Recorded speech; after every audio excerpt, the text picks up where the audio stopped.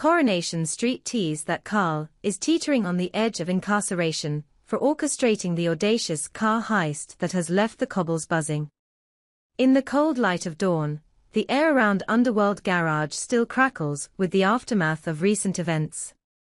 Mechanics and office staff exchange anxious glances, whispering snippets of what they've heard. Kevin's emergency dash to the hospital after a harrowing pursuit, Carl's sudden disappearance from the premises, and the unspoken tension simmering between ABI and her husband.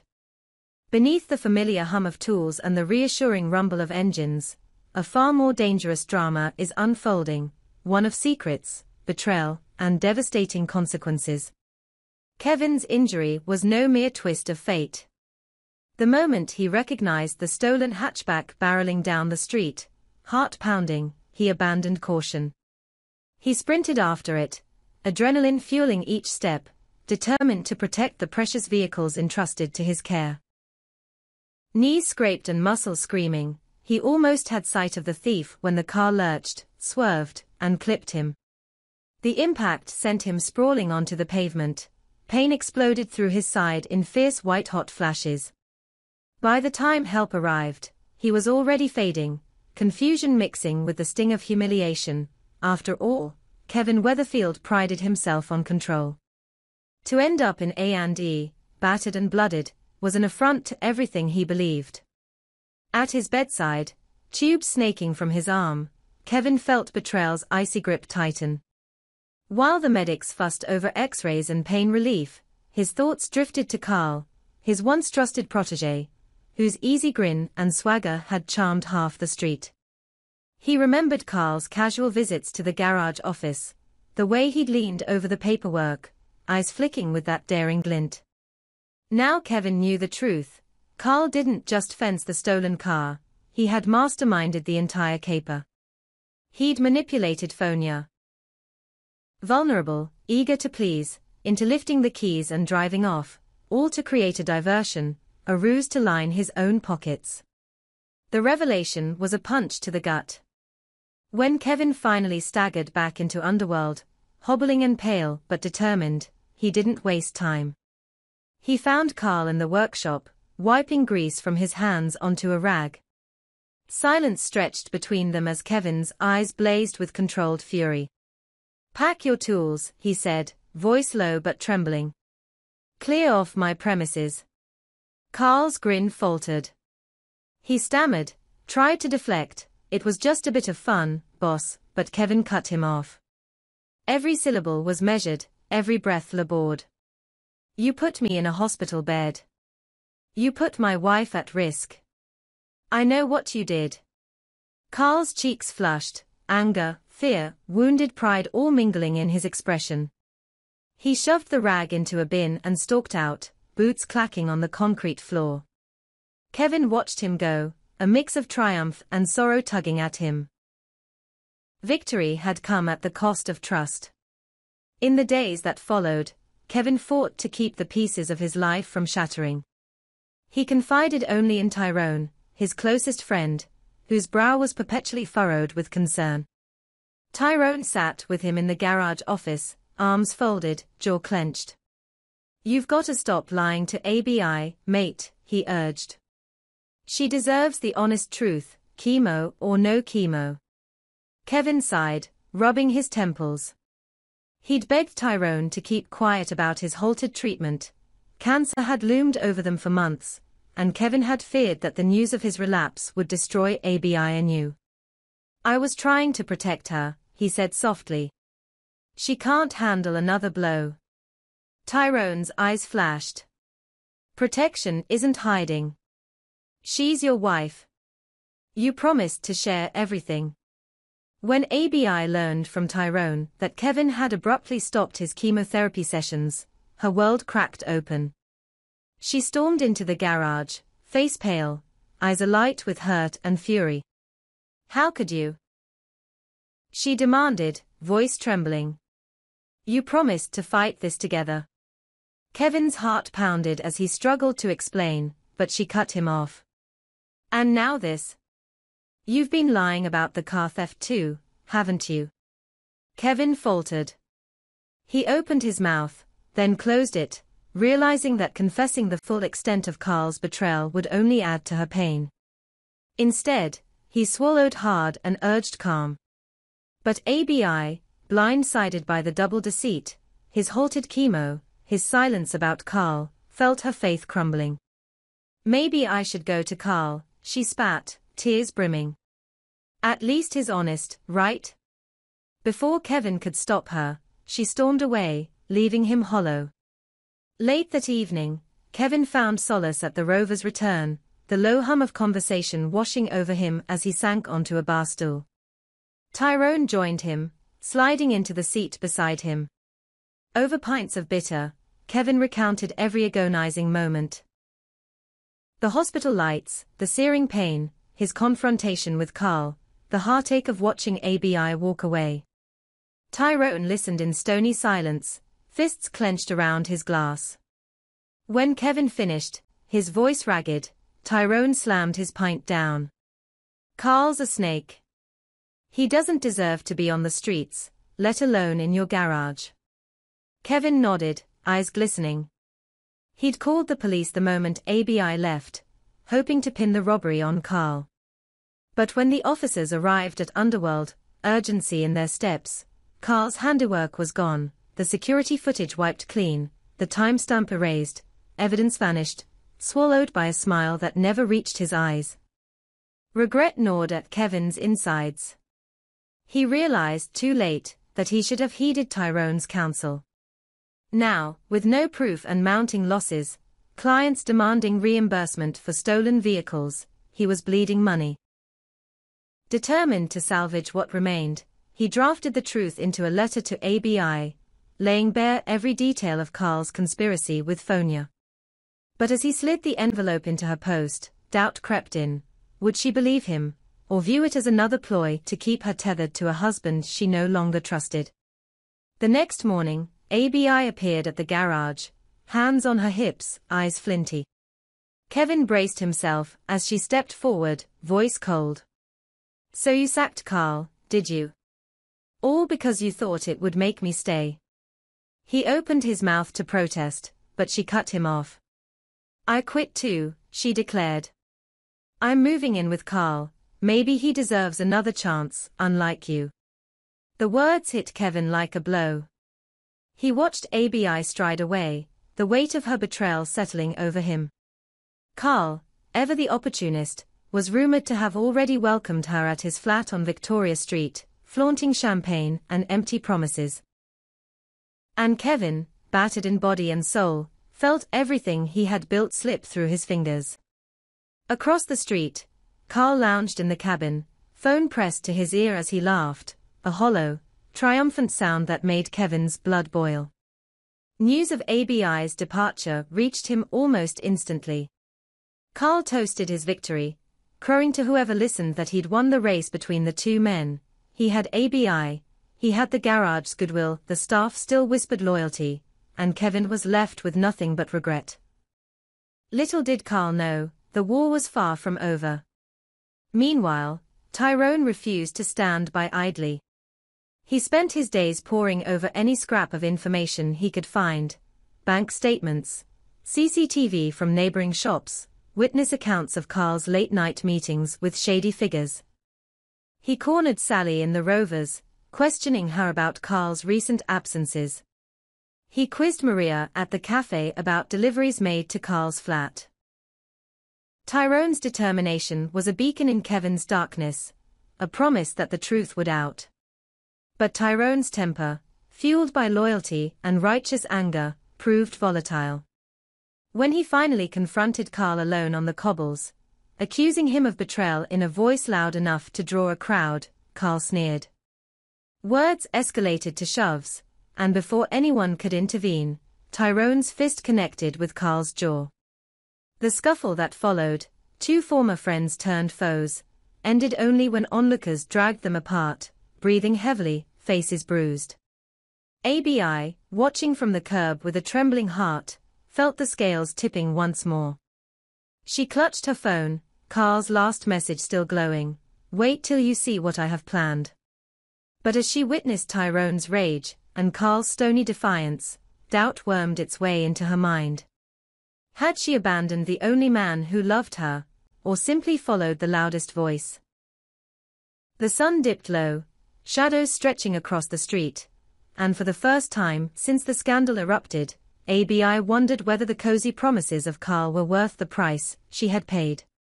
On Coronation Street, alliances shift like sand, loyalties are tested, and the cost of deception is always more than money.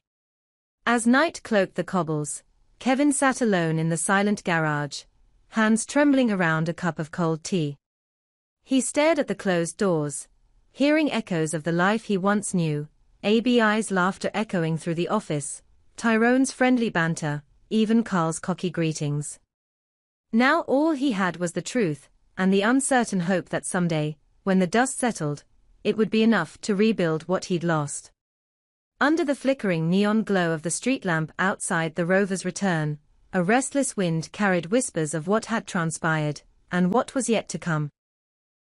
ABI's heels clicked against the pavement, as she crossed Coronation Street for the third time that evening, each step heavier than the last.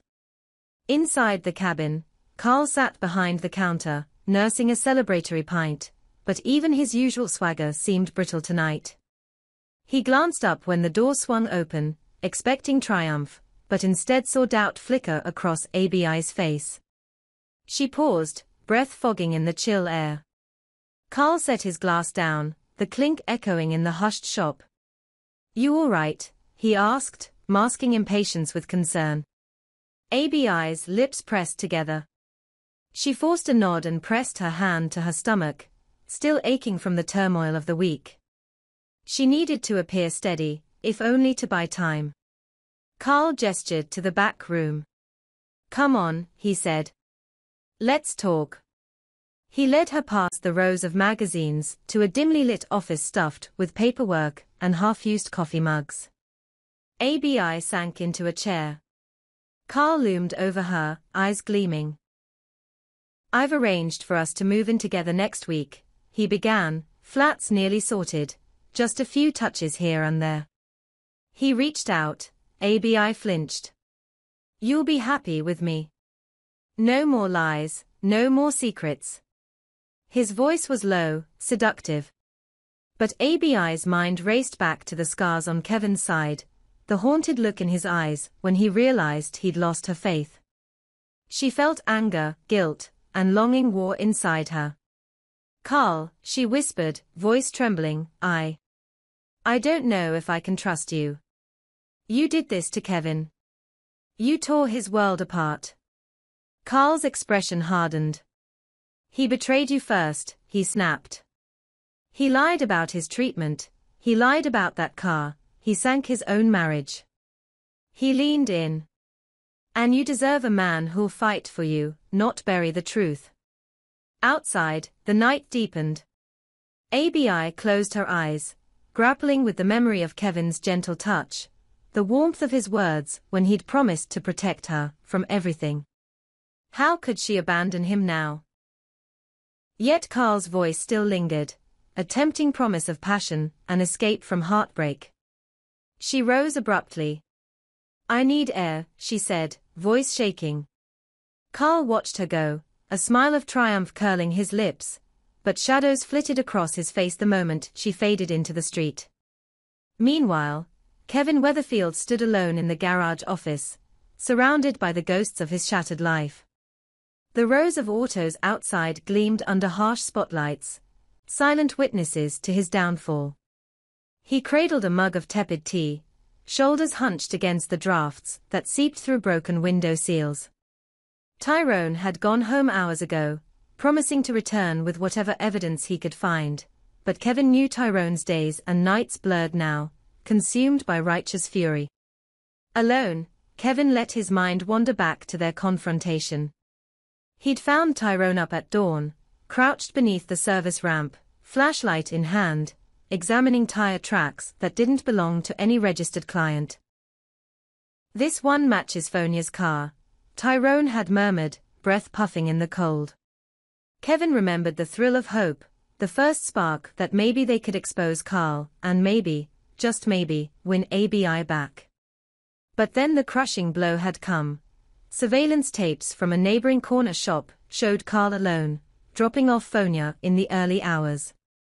No proof of theft, just two conspirators separated at dawn, united only by their shared secret. The footage was grainy, inconclusive. Tyrone had slammed his fist into the dashboard in frustration. We need something stronger, bank records, phone logs, something that ties him to the planning. Now Kevin sat, steel returning to his spine. He'd make them find it. He drained the tea and flicked on the overhead light, illuminating a desk cluttered with invoices and loan papers, a stark reminder of how thin his margins had grown. He grabbed a pen and began drafting notices, service cancellations, staff terminations, cost-cutting measures. Every change was a sacrifice, one more step toward ruin. But if Carl thought Kevin would crumble, he'd miscalculated. The garage might bleed, but it would endure. And so would Kevin's fight for justice. That night, Tyrone slipped into the back entrance of Gina's bistro where Fonya worked part-time. The young woman recognized him immediately, her eyes widening with panic. "Tyrone, what are you doing here?" she muttered, leaning against the kitchen door. "Listen," he whispered, "I need to know exactly what you saw, and if you recorded anything." He flashed the small voice recorder. Fonya swallowed, eyes brimming. I deleted everything," she stammered. "Carl made me do it. He said if I didn't, he'd tell the cops how I got involved and I'd lose my job." Tyrone's expression softened. "You can still do the right thing," he urged. "Tell the truth. I'll talk to the police, you'll get immunity." Fonya shook her head. "I'm scared." Tyrone placed a hand on her shoulder. "I'll protect you. ABI deserves to know the whole story." Fonya hesitated, torn between fear and guilt. At last, she nodded. "All right," she whispered. "I'll meet you tomorrow. I have something you haven't seen." Tyrone offered a grateful nod and slipped away into the night, hope stirring anew. On the morning of that meeting, Kevin arrived at the bistro before dawn. He found Tyrone pacing on the sidewalk, coat collar raised against the chill. "She's late," Tyrone muttered, glancing at his watch. Kevin nodded, anxiety flickered. "If she doesn't come," he began, but Tyrone gently cut him off. "She will. She's scared, but she's got the courage." Kevin drew a deep breath. "Let's go inside." Inside, the bistro was quiet, tables bare, lights dim save for the kitchen door, behind which muffled clinks and footsteps signaled movement. They exchanged glances. Tyrone edged forward and rapped softly. The door opened, revealing Fonya in her apron, eyes red-rimmed. She held a USB drive. "This has security camera footage from my phone, when I nabbed those keys. It's rough, but it shows Carl meeting the buyer, taking the money." She pressed the drive into Kevin's hand. "I'm sorry," she murmured. "I shouldn't have let him hurt you." Kevin's heart thumped as he pocketed the drive. "Thank you," he whispered. He realized then how far he'd come, from broken man to avenger. Tyrone nodded, pride shining in his eyes. "Let's finish this." Later that day, Kevin confronted Carl outside the garage. He held the USB drive like a badge of honor. The street was nearly empty, a stray cat darted into a gutter. Carl leaned against a van, arms folded. "Heard you've been poking around," he sneered. "What's your next trick? Flash that little stick at the police." Kevin's gaze was ice. "You're coming back in here," he said. "I've got your confession, your transaction, and your phone records, too. The police will have enough to lock you away." Carl's jaw snapped tight. He pushed off the van. "You think you can scare me?" he spat. "I've got friends, people who owe me favors. Kevin stepped forward, measuring his words. Let them come.